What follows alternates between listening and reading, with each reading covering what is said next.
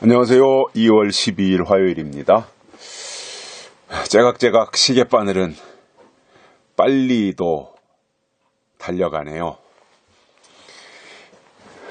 하루하루 하나님을 바라보면서 하나님을 사모하면서 하나님이 주시는 것을 우리의 마음속에 간직하면서 하나님의 뜻대로 살기를 바랍니다. 하나님의 뜻을 아는 게 참 중요하죠. 근데 뜻은 아무나 아는 것이 아니라 영적으로 성숙한 자가 하나님의 뜻을 아는 겁니다. 영적으로 어린아이는 절대로 하나님의 뜻을 알지 못합니다. 세상에서도 그렇죠. 어린 자녀가 어떻게 부모의 그 지고한 뜻을 알겠습니까? 그러나 그 자녀가 중학교를 거쳐 고등학교를 나오고 대학에 들어가 이제 졸업을 하고 병역의 의무를 마치고 직장을 구하고 성인이 되어지면 그때 무렵 그래서 결혼을 하고 이러면 부모의 마음을 알죠. 부모의 뜻을 알고요. 마찬가지예요. 신앙도. 어렸을 때는 절대로 하나님의 뜻에 관심이 없어요. 그러니까 그 어떤 간음자 있죠. 척도. 이것은 그가 하나님의 뜻에 관심이 있느냐 없느냐 이거예요. 그게 그 사람의 신앙의 간음자예요. 그러니까 말로 난 열심히 있다. 나는 신앙 좋다. 뭐 자기 변명처럼 자기 말 얼마든지 할 수 있어요. 그런데 하나님의 기준이 있다는 거죠. 다림줄. 거기에 맞아야 되잖아요. 그래서 믿음은 내게 아니라 하나님이 주신 것이기 때문에 주신 분의 기준에 맞아야 되는 거지 내 맘대로 하는 게 절대로 아니잖아요. 그래서 우리가 영적으로 성장해야 되고 성장한 자가 하나님의 뜻을 행하고 하나님을 기쁘시게 해드릴 수 있다라고 하는 것을 우리가 인정하며 살아야 됩니다. 내 뜻이 중요한 게 아닙니다. 하나님의 뜻이 중요한 겁니다. 그래서 뜻을 아는 자는 시대에 관심이 있어요. 시대. 물론 우리가 뭐 세대주의를 추종하진 않아요. 우리는 세대주의는 아니에요. 그러나 시대는 알아야 돼요. 하나님은 시대 속에서 때를 따라 역사하시고 때를 따라 양식을 주시기 때문에 우리가 그 시대, 때를 아는 것이 매우 중요한 겁니다. 그러한 마음으로요. 오늘 말씀은 요한 2서로 갑니다. 1절과 2절 두 절의 말씀입니다. 요한 2서 1장 1절과 2절 두 절을 보십니다. 장로는 택하심을 입은 부녀와 그의 자녀에게 편지하노니 내가 참으로 사랑하는 자요 나뿐 아니라 진리를 아는 모든 자도 그리하는 것은 우리 안에 거하여 영원히 우리와 함께할 진리를 인함이로다. 그 요한 3서에서도 우리가 봤지만 그 진리에 대해서 강조를 많이 해요. 그죠? 진리, 예수 그리스도지요. 그리고 성경이 진리고 성령이 진리지요. 그렇기 때문에 우리가 진리에 속해야 된다라고 하는 것은 당연한 것이고 기독교 신앙의 핵심이잖아요. 왜냐하면 하나님이 진리고 예수 그리스도가 진리시고 성경이 진리이고 성령은 진리니라 그랬잖아요. 그러면 하나님, 예수님, 성경, 성령 이게 다 진리라면 그 하나님을 믿는 신앙인들의 입장에서 우리도 진리에 속해야 되는 게 당연한 거잖아요. 하나님이 진리라면 우리 안에 진리가 있어야 되잖아요. 그래서 이 요한 사도는 그러한 부분들을 굉장히 강조한 거예요. 그리고 거기다 의미를 많이 부여한 겁니다. 그리고 그것이 중요하기 때문에 진리라고 하는 것이 중요하기 때문에. 그럼 진리가 뭐냐 하면 뜻이에요. 뜻. 하나님의 뜻. 근데 어떤 뜻이냐? 그 시대에 나타내시기로 예비하신 하나님의 뜻. 이거를 진리라고 하는 거예요. 그래서 시대가 하나님이 정해 놓으신 그 질서에 의해서 시대가 바뀌듯이 또 때가 바뀌잖아요. 때가.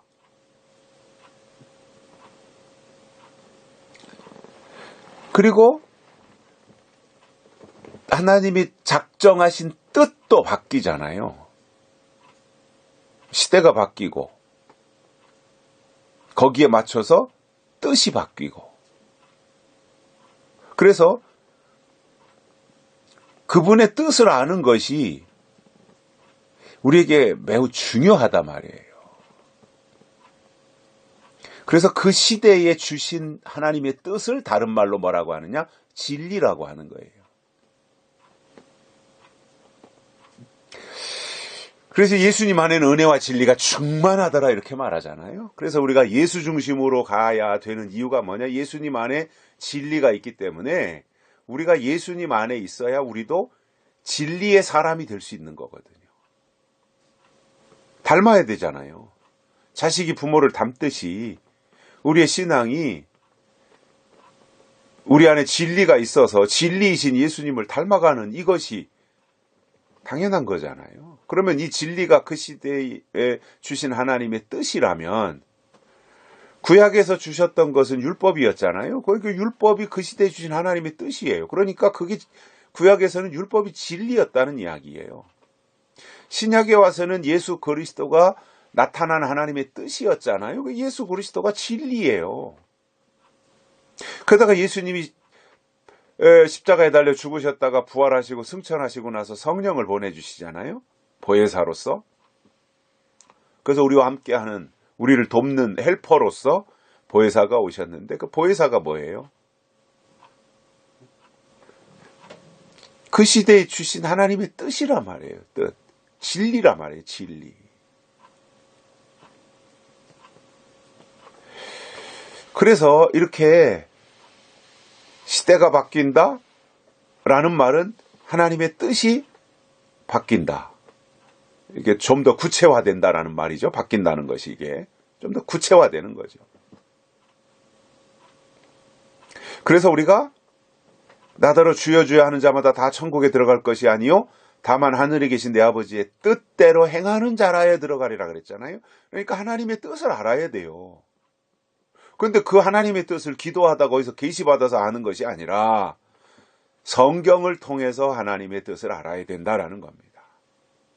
그래서 저는 창세기서부터 요한계시록까지 체계적인 그 어떤 신앙의 정립이 필요하다고 보고요.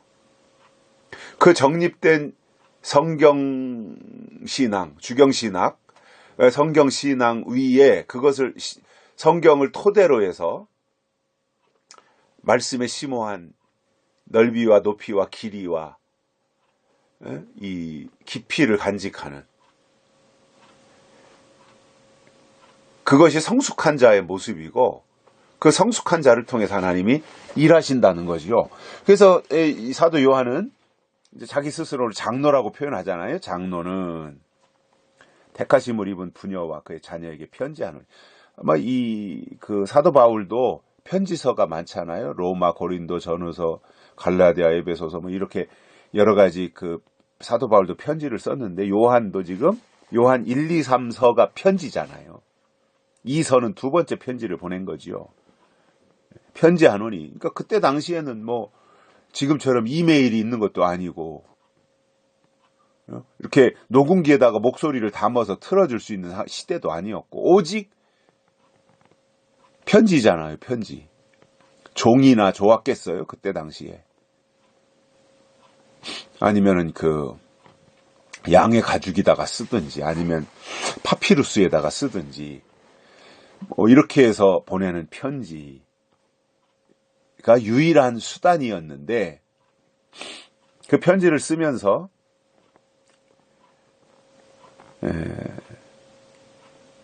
사랑하는 자다 이런 표현을 합니다.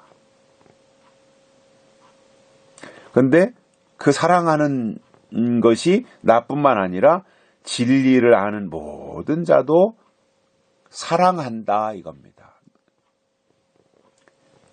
부녀와 자녀들을 이 말씀의 울타리 안에 거하는 자들, 그들을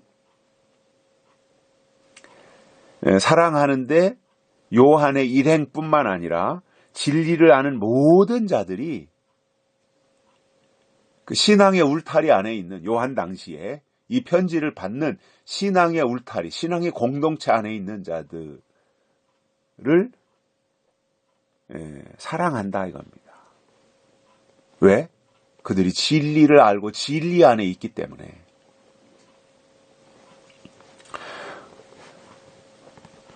그래서 그 하나님이 주신 진리는 뭐냐면 2절에 보면 우리 안에 거하여 영원히 우리와 함께할 진리를 인함이로다. 그래서 저는 그렇게 생각을 해요. 뭐 은사도 필요하고 뭐 다양한 은사들이 있잖아요. 성경이 말하는 또 성령의 열매들도 우리에게 필요하고 다 필요해요.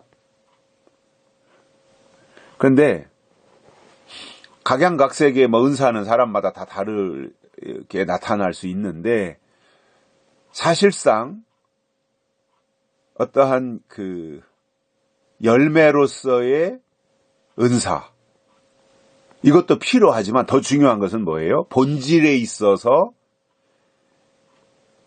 영원히 우리와 함께할 진리가 있어야 된다라는 거예요. 진리는 영원한 거잖아요. 하나님 영원하시잖아요. 그런데 우리는 하나님은 우리에게 영원한 것을 사모하라고 말씀하시는 거거든요. 이게 진리를 영원히 우리와 함께할 진리를 인함이라 이렇게 말씀하셨으니까 하나님은 영원한 것을 우리에게 주시기를 원하시는데 인간은요 어리석게도 영원한 것을 포기하고 순간적인 것, 찰나에 불과한 것들에 목숨을 걸고 살아가고 있는 거예요. 얼마나 어리석어요. 하나님이 주시는 그 귀한 것은 내던지고 세상이 주는 별스럽지 않은 것, 찰나에 불과한 것, 이러한 것을 찾고 있으니 얼마나 그게 답답한 노릇이냐라는 거죠. 하나님 보실 때. 그래서 저는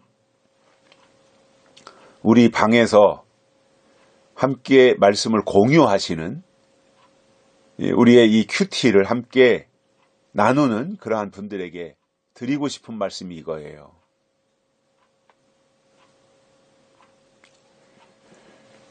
큰 것을 바라보자라는 거예요. 또 우리의 그 뜻을 높은 데다가 두자는 거예요. 하나님은 크신 분이거든요. 그 크신 하나님이 우리의 종재기와 같은 속에 담을 수 있겠습니까? 우리가 커져야지요. 우리의 용량이 커져야지요. 우리의 그릇이 커져야지요. 그래야 크신 하나님을 우리 속에 담을 수가 있잖아요. 그래서 믿음이 커진다고 하는 것은 우리의 용량이 커지는 겁니다. 저장 공간이 커지는 겁니다. 그런데 사람들을 보면 믿음을 키울 생각들을 잘 안 하더라고요. 그냥 그 상태로 안주하려고 하는 경향이 있더라 말이에요.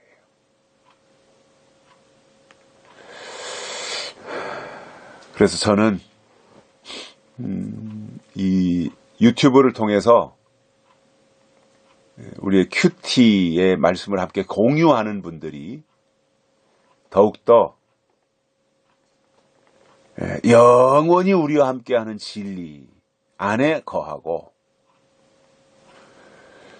하루하루 우리의 신앙의 연조가 쌓여갈수록 진리를 아는 지식이, 하나님을 아는 지식이 우리 안에 점점 더 풍성해져서 우리 자신이 그 진리로 인하여 새 힘을 얻고 또 우리 때문에 우리 주변에 있는 많은 사람들이 진리를 통해서 하나님의 뜻을 깨닫고 성숙한 모습으로 하나님 앞에 서는 것이 가장 귀한 것이라는 것을 저는 알려드리고 싶은 거예요. 눈에 보이는 것만이 전부가 아니라 그러잖아요. 보이지 않는 것이 더 중요하다 그러잖아요. 빙산의 일각이라 그러죠. 바다에 떠있는 얼음은 9분의 1이 수면 위로 드러나고 9분의 8은 바다 밑에 가라앉아 있다 그러잖아요. 보이는 것은 9분의 1밖에 안 돼요. 그럼 그게 전부가 아니잖아요. 물속에 잠겨져 있는 9분의 8이 9배, 8배가 더 큰 부분들은 안 보이잖아요. 근데 안 보인다고 없는 게 아니잖아요. 공기가 우리 눈에 안 보이잖아요. 산소가 우리 눈에 안 보이잖아요. 안 보인다고 없는 게 아니잖아요. 지금 우리가 호흡하고 숨쉬고 살아있다고 하는 것이 뭐예요? 산소가 있다라는 거거든요. 하나님 우리 눈에 안 보여요. 안 보인다고 없는 게 아니잖아요. 하나님은 창조하신 분이잖아요. 우리를 지으신 분이시단 말이에요.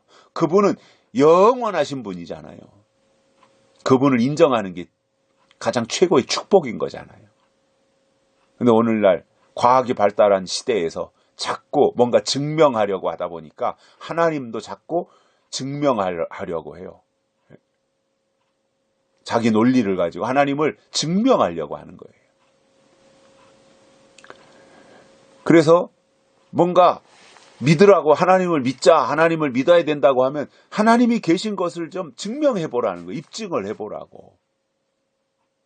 물론 뛰어난 능력이 있어서 현장에서 하나님을 입증할 수 있는, 증명할 수 있는 그러한 분들도 계신데 대부분이